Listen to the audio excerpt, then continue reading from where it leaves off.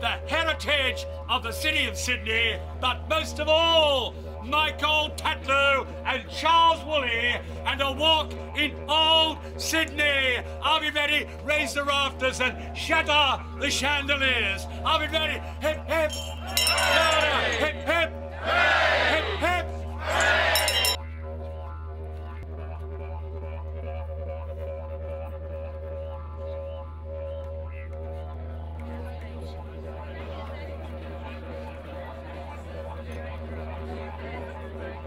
Ladies and gentlemen, please welcome presenter and author extraordinary Charles Woolley and the illustrious Michael Tatlow.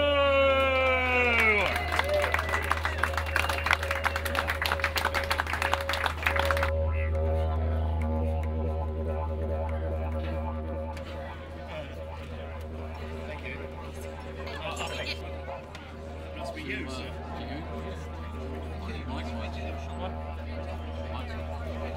Okay, just take a moment, and at the end, if you could show your appreciation to companies that have supported the book, and they are the Holiday Inn Old Sydney, appropriately named, The Fortune of War, The Russell, Phillips Foot, the Gumnut Tea Gardens here today at the official opening.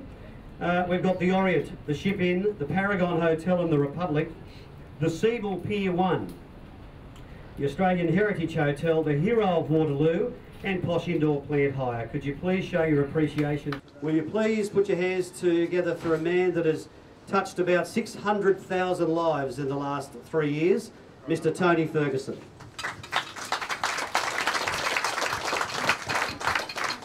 Thank you, Graham, and welcome to all of you, the Deputy Mayor and Deputy Marcel, and also Jim Aitken. Could I come from Penrith? That's my hometown, and Jim is the Mayor of Penrith. And thank you for coming, Jim. Lovely to see you all. I don't want to take too much of your time, but I do want to say to you that this is a synergism for me, because we're all about weight loss, and Charles and Michael are all about walking, and Jack Mundy's all about heritage, so it couldn't be a better thing. So thank you for coming, and welcome, and have a good day. Thank you. Deliberately made this book a soft cover, pretty compact, so it'll fit in your pocket when you're walking around. You don't have to walk the walk to enjoy it as a read. I think I can modestly say, Charlie, would you agree with that? And I hope it causes a lot more people to value our built heritage more, and a lot of visitors, you know, following in that awareness generated by Jack Mundy so long ago.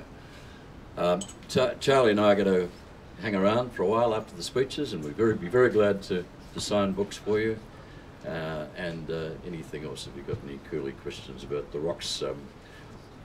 Visitors in search of Sydney experience rarely get beyond the surface of our great city.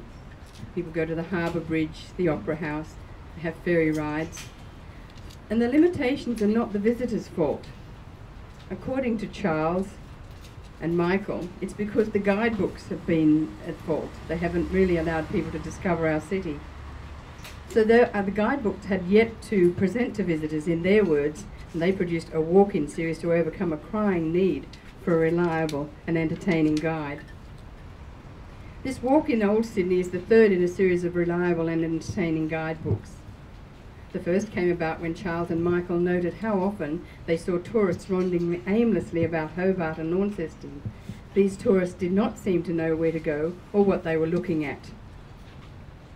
So the quality and popularity of the first two books has seen Charles and Michael nominated for the 2008 Prime Minister's Prize for Australian History, and of course, we expect our Sydney book to do better than that. Thanks to Michael and Charles, visitors will now be treated to more of Sydney, and through its history, be guided to experience its diverse and magic way of being. Well, first of all, I think that the book is a terrific read, and it fills a very important role about heritage. And I guess the most interesting part of my life has been caught up with trade unions, linking up with middle-class people and working-class people to bring together the built environment as being equally as important as the natural environment. Everything we've written in both Hobart, which was settled from here, and in Sydney, where we have the temerity to return from Hobart to do our bit for your history here. Everything in Australian history points to what Manning Clark called the Great Experiment. And it has been a great experiment in Australia.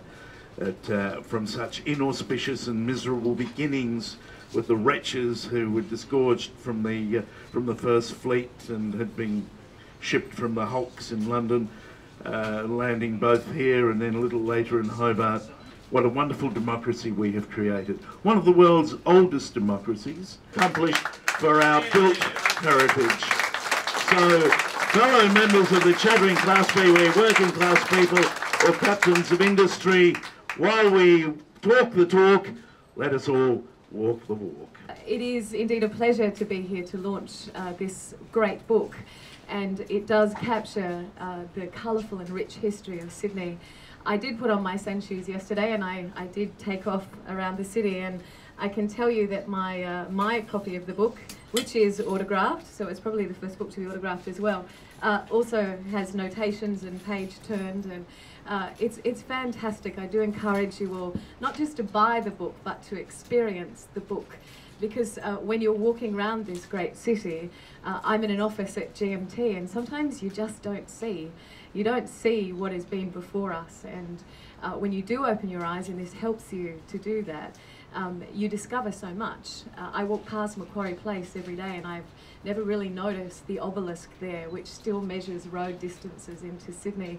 Or beside it, I was saying to Charlie this morning, Jessie Street Park, or Gardens I think as it's called, which is a tribute to the contribution that women have made to the development of this place. So it really is, it's a revelation, it's an experience, and indeed I don't think it will be just enjoyed by tourists. I think that this is a really important thing to have if you live here as well, so I certainly encourage you to buy a copy. So I have great pleasure in officially launching A Walk in Old Sydney, which is really a unique and a fascinating guide to this fantastic and awesome place. So it is my great pleasure to launch the book.